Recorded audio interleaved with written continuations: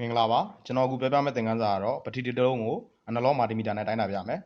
ကျွန်တော်ဘက်ထရီတွေမှာကျွန်တော်ရှေ့သင်ခန်းစာမှာလည်းပုံလေးနဲ့တိုင်းလေးကိုပြပြီးပေါ့နော်အခုကတော့ဒါဘက်ထရီလေးကိုအနလောမာတီမီတာနဲ့လက်တွေ့တိုင်းပြတာပါဒီဘက်ထရီမှာကျွန်တော်တို့ဒီမှာဆိုရင်ဒါဆိုရင်သူ့ကို9 volt လို့ပြောထားတယ်ဘက်ထရီမှာကျွန်တော်တို့ plus minus ခွဲပေးထားတယ်ကျွန်တော်တို့ဒီဘက်မှာဆိုရင် positive ဒီဘက်မှာဆိုရင် negative plus minus သူ့ကိုခွဲပေးထားပါတော့ဒါကတော့9 volt ဘက်ထရီပေါ့နော်ဒီဘက်ထရီလေးဆိုရင်လည်းသူ့မှာ volt တန်ဖိုးပါတယ်ဒီမှာ1.5 volt ဒီကောင်ကိုလည်း plus minus ခွဲပေးထားတယ်ဒီဘက်က plus ဒီဘက်က minus ဒါလေးကိုခွဲပေးထားရပါတော့ကျွန်တော်ဟုတ်ပြီကျွန်တော်တို့ဘက်ထရီတစ်လုံးကိုအနလောမာတီမီတာတိုင်းတော့မယ်ဆိုရင်ကျွန်တော် range scale မှာကိုတိုင်းတာမဲ့ဘက်ထရီဘိုးတွေကိုရေးပေးရပါမယ်အခုကျွန်တော်ပထမဆုံး9 volt ဘက်ထရီလေးကိုတိုင်းပြပါမယ်ဒီ range starter node မှာကျွန်တော်တို့အတိုင်းမှာ9 volt ဆိုတော့10မှာထားလိုက်မယ်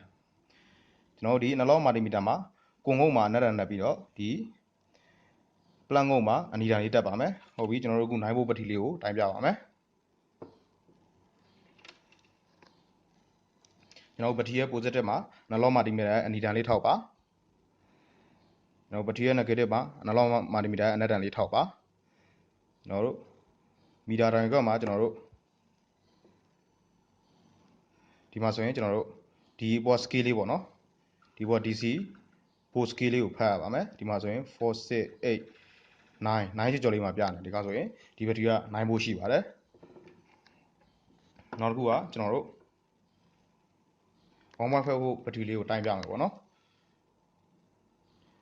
1.5 volt ဘက်ထရီလေးရဲ့ negative မှာအနက်တန်ထောက်ပါမယ်နောက် positive မှာအနီတန်ထောက်ပါမယ်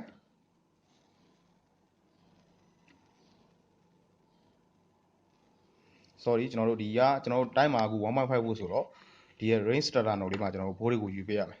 ဒါဆိုရင်ကျွန်တော်တို့1.5တိုင်းမှာဆိုကျွန်တော်တို့2.5ကိုရေးလိုက်ပါမယ်ဟုတ်ပါပြီကျွန်တော်တို့ပြန်တိုင်းပါမယ်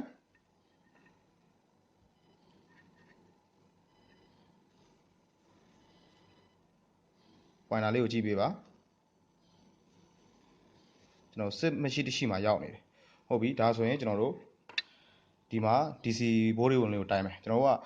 အများဆုံးက 2.5 scale ထားခဲ့တယ်အဲဆိုတော့ဒီမှာ2စိတ်ကို1 4စိတ်ကို2ဒါဆိုရင် 2.5 ပေါ့နော်ခုနစစ်မရှိတရှိလေးမှာကျွန်တော်တို့ပြရတယ်ဆိုတော့ကျွန်တော်ဒီကောင်ဆိုရင်1ဆို1.5ဒီကောင်1.5 volt ရှိတယ်ပေါ့နော်ကျန်တဲ့ဒီဘက်ထရီတွေမှာဆိုလဲသူဘက်ထရီတိုင်းမှာကျွန်တော်ဒါဆို1.5 ဘက်ထရီနောက်တစ်မျိုးပါသူ့မှာလည်းဒီမှာ positive ဒီဘက်မှာ negative ဆိုပြီးဖော်ပြပေးထားပါတယ်နောက်တစ်လုံးမှာလည်းကျွန်တော်တို့ဒီဘက်မှာ positive ဒီဘက်မှာ negative ဆိုပြီးမှဖော်ပြပေးထားပါတယ်သူ့ရဲ့ volt တွေကတော့ဒီမှာကျွန်တော်တို့1.5ပါ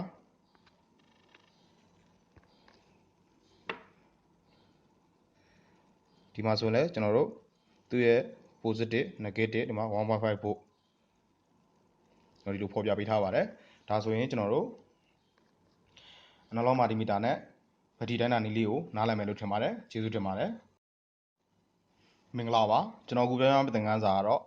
ဒီဘက်ထရီကောင်းမကောင်းတိုင်းနည်းလေးကိုအနလောမာတီမီတာနဲ့တိုင်းပြမယ်ကျွန်တော်ခုနကဗီဒီယိုဖိုင်တော့ကျွန်တော်တို့ဒီဘက်ထရီရဲ့ဘိုးတွေကိုတိုင်းတာပေါ့နော်ဘယ်လောက်ဘိုးတွေရှိလဲပေါ့အခုစားတော့ဒီဘက်ထရီလေးတွေကောင်းမကောင်းတိုင်းပြမယ်ဘက်ထရီဆိုတာကျွန်တော်တို့သက်တမ်းကြာလာရင်သူက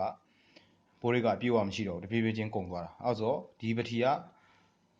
ကောင်းမကောင်းကိုဒီအနလောမာတီမီတာနဲ့တိုင်းတာလို့ရပါတယ်ဒီမှာဆိုရင်ကျွန်တော်တို့အနလောမာတီမှာ1.5 volt နဲ့9 volt ကိုကောင်းမကောင်းတိုင်းတာလို့ရပါတယ်ဒါဆိုရင်ကျွန်တော်9 volt ဘက်ထရီလေးကိုကောင်းမကောင်းတိုင်းပြပါမယ်ကျွန်တော်အနလောမာတီမီတာရဲ့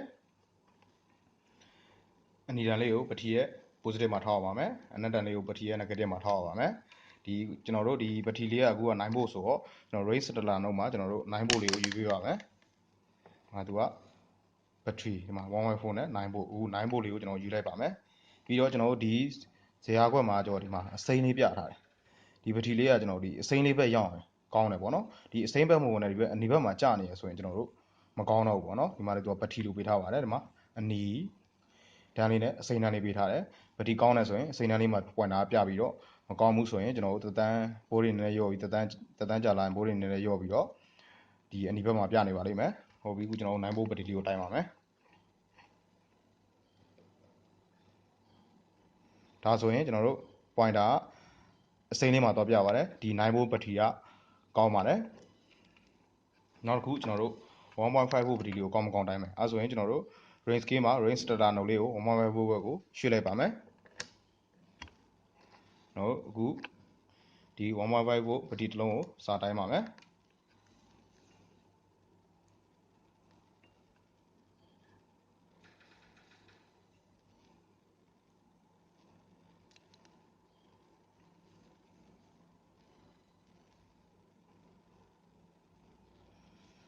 ဒီကောင်ကျွန်တော်တို့ဒီအနီနဲ့အစိမ်းကြားမှာအစိမ်းတိုင်းလေးကြားမှာပွိုင်တာလေးကပြတယ်ဒီကောင်ဘိုးတွေတော့နည်းနည်းကျပြီပေါ့နော်လုံးဝပျက်စီးသွားပြီလားဆိုတော့မပျက်စီးသေးဘူးဘိုးတွေလည်းတိတ်မကုန်သေးဘူးကျွန်တော်တို့နည်းနည်းကောင်းသေးတယ်လို့ပြောရမှာပေါ့နော်ဒီဘက်ထရီလေးကနောက်တစ်လုံးထပ်တိုင်းပါမယ်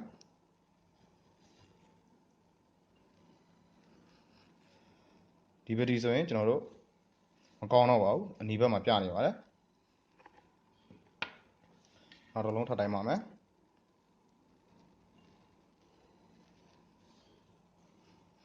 ဒီဘက်ထရီဆိုရင်လည်း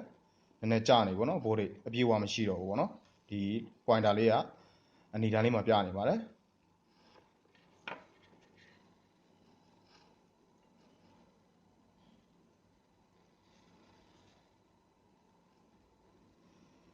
နော်ဒီဘက်ထရီဆိုရင်လည်းအနီတိုင်းလေးမှာပြနေပါတယ်ဘိုးတွေအပြည့်အဝမရှိတော့ဘူးပေါ့နော်ဘိုးတွေကျနေပြီပေါ့မကောင်းတော့ပါဘူးဒါဆိုရင်ကျွန်တော်တို့အနလောင်းမာတီမီတာနဲ့ဘက်ထရီတစ်လုံးကောင်းမကောင်းတိုင်းတာကိုနားလည်မယ်လို့ထင်ပါတယ်ကျေးဇူးတင်ပါတယ်